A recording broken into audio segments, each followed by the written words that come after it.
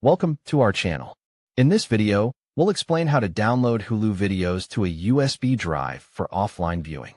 While Hulu doesn't allow direct downloads to USB drives, there are ways to work around this. Let's dive in. Option 1. Download Hulu on mobile, ad-free plans only. Install the Hulu app. Download the Hulu app on your phone, iOS/Android. Log in and upgrade to ad-free plan. Sign in with your Hulu, no ads, or live TV, no ads, plan. Download content. Search for the content you want and tap the download icon.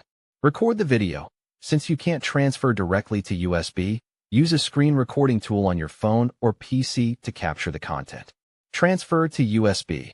After recording, move the video file to your USB drive. Option 2. Use screen recording, not recommended. Install screen recording software. Download tools like OBS Studio or Camtasia. Record Hulu. Play the video and record it using the software. Save and move to USB. Once recorded, save the file to your USB drive.